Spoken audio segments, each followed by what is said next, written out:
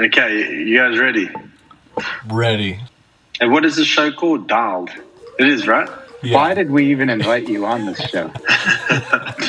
Okay, then we're going to kick it off. All right. Again, kick off for the third time. Hey, this is Greg Minnaar and welcome to Dialed. Today we're going to be chatting to Jordi Cortes. Welcome to the show, Jordi. Thanks, Greg. It's good to be here. So, Jordi, you've risen to fame with this TV show, Dialed. How has it been? I mean,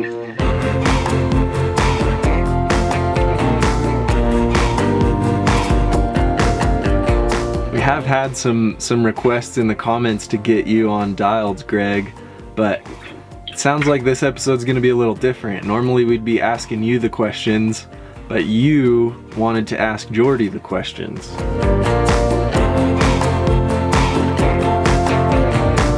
So let's kick it off. I mean, from what I know, you grew up on the East Bay. Yep, Berkeley. Were you into bikes from a young age? I was. Except that I didn't learn to ride until quite late, maybe 10 years old. Oh, really? What, BMX? Yeah. No, anything. I just couldn't ride. I still can't really ride. And so where did you get into mountain bikes? What was your... I think we would always trail ride. We'd take our BMX bikes on the bus and go up into the hills and then ride home as kids. Yeah. And then when I started road racing motorcycles, all those guys were training on mountain bikes. So I got a mountain bike and I think started to like that a lot more than motorcycles. And in the industry. Little by little kind of graduated to third-rate bike racer. Some downhill. So did you ride Cinderella and yeah, exactly. Joaquin Miller and all those trails in Oakland? Yeah. Okay. All right. They probably haven't changed much since... I doubt it. I think they've been doing some work there, but it's still basically the same tiny little park. Okay, so you got into mountain bikes and then you spent some time in the nightclub scene. So is this how you got to test the rebound out on suspension? Oh, shit. I did on people's faces. So you were a bouncer. How long were you a bouncer for? Not more than a couple of years. Is this how you got this hardcore attitude? That's why I hate people. But deep down, you love them. I do. It's true. Yeah, I know. The hate's a But fraud. it's true. Okay, enough of all the personal stuff. Let's go into bikes. So in an ideal world, how would you say what's the most common mistake riders are making with their suspension setup? Probably spring rate, the most basic thing. Just checking sag. I think that's what everybody does. They just kind of do whatever, and the knobs are easy, so you just start turning knobs. Is that just the lack of? I mean, it's not easy to just have an array of springs to try and adjust them. And, what if you have an air shock? Carry around. Well, that's true, but not everyone runs air. But no. Still, if you want to race bikes, you should be able to set your spring rate. For sure. Well, you're saying like people are normally undersprung. Do you think, most bikes that you buy that come with a coil shock, the coil shock's normally way too soft? I would think so, yeah. I would think that's probably fair. But why is that? I mean, surely this is 2020 right now. Surely we could get maybe that's what's leading the riders down the wrong way. Maybe they're too nervous to go into a high spring rate because it's so far from what they bought. Yeah, but all of our videos and everything you see tells you how to set sag. It's the most basic thing. If you go buy a $10,000 bike, at least you could watch a video of yourself dialed. Speaking of which, you seem to be like the Wolfpack leader of the parties at the World Cup. Are there any pit parties that stand out to you as the all-time favorite? My all-time favorite. Are you going to lead into something else that I really don't want to hear, or is this a serious question? I'm just asking you. I mean, you're the George Clooney of the mountain bike world. You're such a dick. When we were lighting fireworks out of the toaster because we couldn't find a cigarette lighter. Oh, yeah. But then we didn't realize the screen was still on the window. Yeah. The best and the worst parties have also been months in end. I think I have some footage of you and Elliot jumping that guy's little mini bike.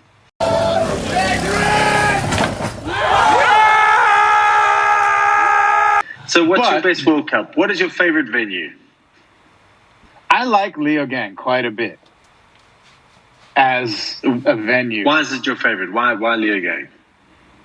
You have everything's right in the pit, right? So most people don't leave. Yeah. So you don't have to drive away and go. You're just walking around all the time. There's good food, good outdoor bars. It's a good community when you're in Leogang, and the weather's almost always nice. Yeah. I must say, Leogang is a pretty good venue. Suspensions up. Let's go back on that. Okay. So, high-speed compression, what should the average rider set his high-speed compression at? We know, not a lot of people know that you're going to go from closed and that your counting is different to most, but you're going to get the idea. Like, from closed, what should the average high-speed compression be on a downhill bike? In what? In foot-pounds? In Newton meters? Or on our fork? On the shock. On the shock. On the clickers. On the shock. I would always start, especially on any air suspension, I would start from open. Cool. And gradually close it from there. On coil stuff, you could probably start from the middle and work your way plus or minus as you do your runs to see what you like. Good. And on the low-speed compression? That's a little bit harder. I guess, again, to start your runs, I would start from the middle. Yeah. And then open 2 and ride it, close 2, ride it. The normal. So what are you aiming to achieve by either closing or opening the low-speed compression? I think you'd be looking for the most support and stability without losing traction or getting too much feedback through your hands. So this is like those big wallowy... Yeah. Kind of G-out. Wallowy stuff, tapping the brakes. Even like really small braking grip can be low speed. And then what is high speed? High speed would be anything that gets the suspension moving at a decent rate. So running into square edge hits of more than a couple inches. Okay, then let's get to high speed rebound. Can we do low speed rebound first? Or we have to do high speed? Okay, let's go low speed. Let's go to low speed rebound then. Well, they both kind of work together. This is hard. Low speed rebound is the initial travel of your fork usually. It's hard to put it into exact numbers, but say the first 1.5 or 2 inches in a downhill fork is purely low speed rebound. Too slow and the fork's going to sit into its travel too far and be harsh. Too high and it's going to skitter across the top of bumps and be a little bit nervous to control. Does that make sense? And then the high speed rebound, just very deep. High speed is, it's the same thing, but much deeper into the travel. So bigger hits or bottom outs and then returning from there. And I think both of us know that you kind of want it as fast as you can get it and still be in control and comfortable. Well, that's kind of been the new era of suspension. I mean, Flip, I don't know. Would you say, I'm open to talking about my setup is, I would say has sped up over the years quite a bit. Oh yeah, for sure. And we just were so used to, in the earlier days, running really slow rebound and having more control. But things have kind of changed in the last couple of years. It's a lot faster. It's a lot stiffer.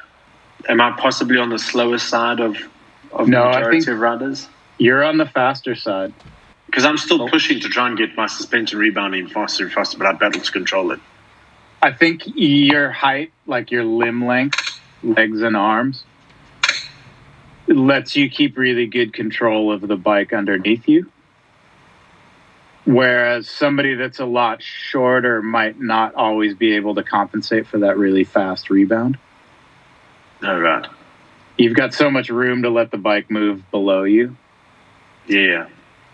That I think you can ride a pretty optimal setup. And you kind of understand that you sometimes give up a little bit of feel for overall grip.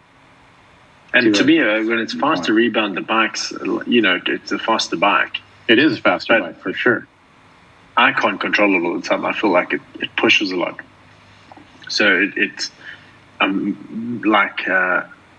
missing my braking points. I'm just a little bit off every place. Where if I find the bike, like I said, is settled a bit more, I find I can let off the brakes and really like push the bike harder. Yeah, I mean, there has to be a balance there somewhere. Huh? Like, you can't just take all the rebound out and ride it. Yeah, I mean, I was really looking forward to racing this year. I'm pretty sure we'll start the season a bit later, but it's definitely I'm looking forward to getting back on the bike. I think you guys did a good job on the new fork and shock. I think so too. I think everyone's just getting excited for the season again.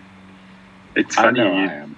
You get so used to seeing people and you kind of take it for granted, and now you're starting to miss the guys, Yeah, for sure. We take it for granted. Well, thanks a ton for taking over Dialed for an episode. The only thing maybe I'd like is just a brief update of like what training's looking like for you, Greg, and riding, and just how life's been amongst the lockdown.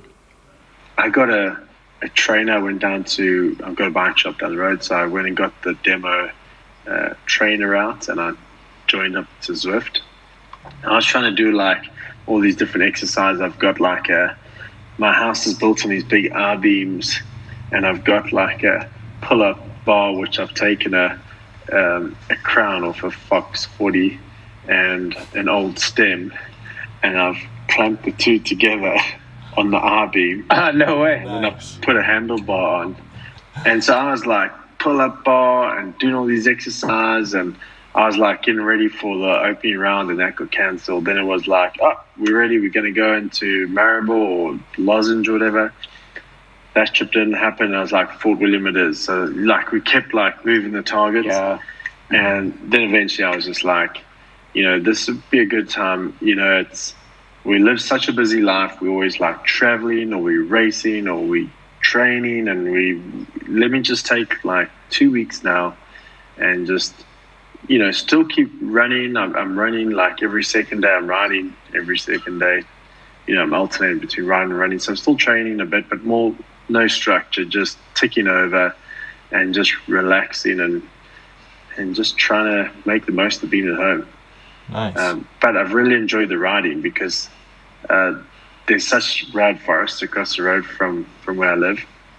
And I really don't ride in them much, but now because it's so steep and I hate getting up to the top, it's really tough.